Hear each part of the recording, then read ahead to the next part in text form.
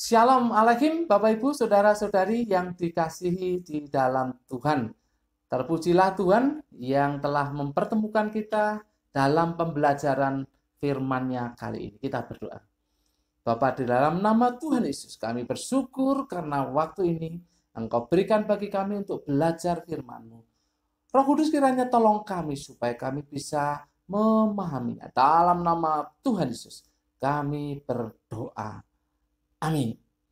Bapak Ibu Saudara-saudari yang dikasihi dalam Tuhan, hari ini Rabu 17 Februari 2021 kita akan belajar dari 1 Petrus pasal 1 ayat 24.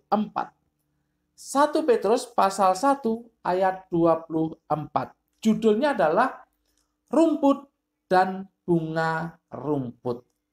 Rumput dan bunga rumput. Bapak Ibu Saudara-saudari yang dikasihi dalam Tuhan, ayat ini sebenarnya berbicara mengenai firman Tuhan yang kekal, yang tidak fana, yang membawa kita kepada kelahiran kembali. Tapi kali ini kita akan belajar mengenai kesementaraan, ya. Kita akan belajar mengenai kesementaraan. Kita baca ayatnya. Sebab semua yang hidup adalah seperti rumput, dan segala kemuliaannya seperti bunga rumput. Rumput menjadi kering, dan bunga gugur. Bapak Ibu Saudara-saudari yang dikasihi dalam Tuhan, kita akan belajar dua hal di dalam ayat ini. Yang pertama, rumput adalah gambaran dari semua yang hidup. Rumput adalah gambaran dari semua yang hidup. Seperti ditulis di ayat 24a. Kata hidup di dalam bahasa Yunani di sini dipakai kata sarx, ya, sarx. Itu secara literal artinya daging. Ini berbeda dengan zoe, ya, berbeda dengan zoe. Jadi kata hidup di sini pakai kata sarx yang artinya daging. Penekanannya inilah kepada manusia. Ya, yang dimaksud di sini sebetulnya penekanannya kepada manusia, walaupun bisa juga menyangkut kepada binatang, tetapi penekanan utamanya adalah kepada manusia. Sedang kata rumput di dalam bahasa Yunani adalah kortos. Kortos. Jadi selain berarti rumput juga bisa berarti jerami. Bapak Ibu Saudara-saudari yang dikasihi dalam Tuhan, para penafsir menafsirkan ini atau menjelaskan hal ini berkaitan dengan musim yang ada. Kita tahu bahwa di Palestina itu mengenal 4 musim, walaupun tidak sepenuhnya. Nanti kalau di Indonesia bisa sebetulnya dijelaskan ini, ya, karena zaman dulu kan di Indonesia musim kemarau dan musim penghujan itu jelas waktunya. Sekarang kan tidak jelas. Nah, kalau di Palestina itu kan mengenal 4 musim, walaupun sekarang juga tidak begitu jelas, ya, karena sudah perubahan yang luar biasa di alam ini. Musim semi, musim panas, musim gugur, dan musim dingin. Nah, Bapak Ibu Saudara-saudari yang dikasihi dalam Tuhan, kalau ayat ini berkata bahwa rumput menjadi kering, itu terutama ditekankan pada masa musim panas dan juga musim ya seterusnya, ya, gugur dan dingin. Tetapi pada musim semi itu biasanya ya tanaman-tanaman itu tumbuh kembali dengan segar. Tapi perhatikan, ya, kalau zaman dulu tentu kan pembagiannya masih rata, ya, 3 bulan begitu, ya, masih jelas. Karena perubahan cuaca, perubahan alam ini ya tidak begitu parah, tidak seperti sekarang. Jadi 3 bulan itu kan jelas, ya, jelas. Jadi musim semi itu kan cuma 3 bulan, nah, cuma 3 bulan. Nah, Bapak Ibu Saudara-saudari yang dikasihi dalam Tuhan, pada musim semi itu rumput tentu menjadi salah satu tanaman yang bersemi juga. Jadi kelihatan segar, hijau royo-royo begitu, ya, rumput. Tetapi setelah memasuki musim panas, itu sudah layu. Dan kemudian musim gugur dan musim dingin itu sudah tidak mungkin, kebanyakan dikatakan tidak bernyawa gitu ya. Nah, sudah kering gitu, sudah kering. Jadi hanya musim semi saja yang kelihatan hijau royo-royo. Makanya di sini dikatakan itu sebagai kesementaraan. Rumput menjadi kering. Nah, kalau di Indonesia waktu itu kan musim kemarau itu bisa panjang. Kalau andai kata dibagi dua saja setahun, itu kemarau itu kan bisa 6 bulan. Apalagi kalau berlebihan, waktu itu kan juga pernah itu. Lebih dari 6 bulan kemarau itu kan kering sekali. Dan dengan adanya api sedikit pun mudah terbakar ya rumput-rumput itu karena kering. Nah, itu gambarannya. Itu sementara, artinya sementara. Jadi cuma sementara segar saja. Tapi setelah itu kemudian layu dan kering. Itu gambarannya. Jadi rumput adalah gambaran dari semua yang hidup. Itu artinya bahwa semua yang hidup, dan di sini ditekankan adalah manusia, itu sementara, dalam kesementaraan. Ya, dalam kesementaraan. Hanya seperti rumput yang cepat kering. Kemudian bagian yang kedua dikatakan bahwa bunga rumput adalah gambaran dari kemuliaan hidup manusia. Bunga rumput adalah gambaran dari kemuliaan hidup manusia. Itu dijelaskan di ayat 24b ya. Gambaran dari kemuliaan manusia atau kemuliaan hidup manusia. Kata kemuliaan dipakai kata doksa. Dan dipakai di ayat ini menunjukkan kekayaan, menunjukkan pangkat, menunjukkan talenta atau bakat, menunjukkan kecantikan atau ketampanan, menunjukkan berbagai aksesoris manusia. Itu namanya kemuliaan. Tapi digambarkan bahwa kemuliaan itu bagai bunga rumput, ya, bunga rumput anthos kortou, yaitu sifatnya sama seperti bunga-bunga yang lain. Ini juga menunjukkan kesementaraan karena dikatakan di situ dan bunga gugur. Dan bunga gugur tentunya sama ya, musim yang sama itu baik rumput maupun bunga rumput itu akan gugur ya. Bapak Ibu saudara-saudari yang dikasihi dalam Tuhan, itu menunjukkan kesementaraan. Dan kesementaraan itulah yang dimiliki oleh manusia, karena manusia yang digambarkan seperti rumput dan bunga rumput. Jadi Bapak Ibu saudara-saudari yang dikasihi dalam Tuhan, bahwa Anda dan saya ini adalah makhluk yang sementara di dunia ini. Sementara, waktunya itu terlalu singkat. Orang Jawa bilang itu mampir ngombe. Mampir ngombe.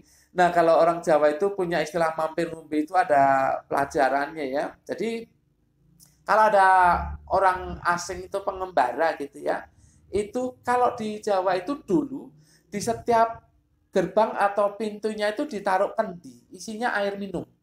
Jadi kalau ada para pengembara yang haus, dia akan mampir ke rumah itu, enggak usah disuruh, enggak usah minta, dia ambil aja kendi itu lalu minum. Nah, itu kemudian dia pergi lagi, mampir ngombe sementara saja. Demikian juga dalam hidup manusia, bagai rumput dan bunga rumput. Segala kemuliaan manusia itu bagai bunga rumput. Kekayaan atau apapun jasmani yang dimilikinya itu bagai bunga rumput yang dengan cepat akan gugur. Bapak Ibu saudara-saudari yang dikasihi dalam Tuhan, kalau demikian apa yang harus kita terapkan ketika kita tahu bahwa kita adalah orang-orang yang makhluk yang sementara, yang tidak kekal di dunia ini, hanya sementara saja. Apa yang harus kita lakukan? Ada 3 yang saya jelaskan, tegaskan di sini untuk apa yang kita bisa terapkan. Yang pertama, kita perlu bersyukur karena kekuatan yang dari Tuhan. Kita ini orang-orang atau makhluk yang sementara, tentu banyak kelemahan, tentu banyak kekurangan, tetapi toh sampai dengan detik ini kita masih kuat. Itu artinya bahwa Tuhan yang memberikan kekuatan kepada Anda dan saya. Oleh sebab itu yang pertama tadi, kita perlu bersyukur karena kekuatan yang diberikan oleh Tuhan. Yang kedua, jangan sombong. Kita ini sementara. Jangan sombong. Mungkin saja kekayaan yang kita miliki itu banyak. Mungkin kita merupakan orang terkaya di lingkungan kita, di daerah kita. Mungkin itu yang Anda punyai. Tetapi jangan sombong karena itu sifatnya sementara. Sebentar saja bisa gugur. Dan juga dengan pangkat jabatan itu hanya berlaku berapa tahun. Setelah itu juga bisa gugur. Bapak, Ibu, Saudara-saudari yang dikasihi dalam Tuhan, itulah kesementaraan. Bakat talenta kita juga berhenti pada saat kita sudah tidak bisa apa-apa. Kalau kita sudah tidak bisa berjalan ataupun melakukan aktivitas, ya bakat kita pastinya terhenti. Bapak, Ibu, juga dengan kecantikan dan ketampanan. Secantik apapun dan setampan apapun itu juga akan berkerut ketika sudah usianya sudah lanjut, tidak seperti pada waktu muda. Itu artinya kesementaraan. Juga berbagai aksesoris manusia yang lain, emas, perak, pakaian, rumah, atau apapun juga aksesoris. Itu sifatnya sementara. Jadi janganlah sombong ketika kita memiliki itu. Termasuk ketika Anda pandai, pintar, itu jangan sombong. Itu sifatnya sementara. Kalau Anda tua itu sudah banyak yang lupa. Jadi itu sifatnya sementara. Jangan sombong dengan apa yang kita miliki. Sekali lagi, itu sifatnya sementara. Dan sewaktu-waktu bisa gugur lepas dari diri kita. Kemudian yang ketiga, manfaatkan waktu yang sementara itu untuk masalah kekekalan. Kalau kita tahu bahwa hidup kita di dunia ini sementara, kekuatan kita juga sementara, apa yang kita miliki juga sementara. Oleh sebab itu mari kita manfaatkan waktu yang sementara itu untuk masalah kekekalan. Kalau kita bekerja, bekerjalah seperti untuk Tuhan, bukan untuk manusia. Kalau kita melayani, layanilah seperti untuk Tuhan dan juga bukan untuk manusia. Kalau kita melakukan berbagai macam aktivitas, baik yang sekuler maupun yang rohani, mari kita lakukan adalah untuk kemuliaan nama Tuhan. Jadi yang ketiga adalah manfaatkan waktu yang sementara itu untuk masalah kekekalan. Walaupun kita membutuhkan makan, minum, uang, dan sebagainya yang jasmani, tetapi pakailah, pergunakan itu untuk memuliakan nama Tuhan. Kalau kita berjuang ekstra keras untuk mencari duit, kita kumpulkan dan pakailah itu untuk kemuliaan nama Tuhan. Tenaga Anda, pikiran Anda, ide Anda, apa yang Anda punya, pakailah yang sementara itu untuk masalah kekekalan, yaitu untuk kemuliaan Tuhan. Niscaya hidup kita akan menjadi hidup yang berbahagia. Kita menjadi orang yang paling berbahagia karena kita memanfaatkan waktu yang sementara ini adalah untuk masalah kekekalan. Bapak, Ibu, Saudara-saudari yang dikasihi dalam Tuhan, saya bersyukur kalau Anda menjadi orang yang berhasil dalam segala hal. Tapi saya ingatkan, pakailah itu untuk hal-hal yang berbicara berbau kekekalan, sehingga hidup Anda menjadi semakin bahagia. Bapak, Ibu, Saudara-saudari yang dikasihi dalam Tuhan, Anda adalah rumput, saya adalah rumput. Apa yang kita punya adalah seperti bunga rumput. Maka dari itu, mari kita muliakan Tuhan dengan waktu yang sementara ini melalui yang kita punya. Tuhan dimuliakan, kita diberikan kebahagiaan sejati. Amin. Mari kita berdoa. Bapa, dalam nama Tuhan Yesus, terima kasih untuk firman-Mu. Kami diperingatkan bahwa diri kami dan apa yang kami punya adalah sementara.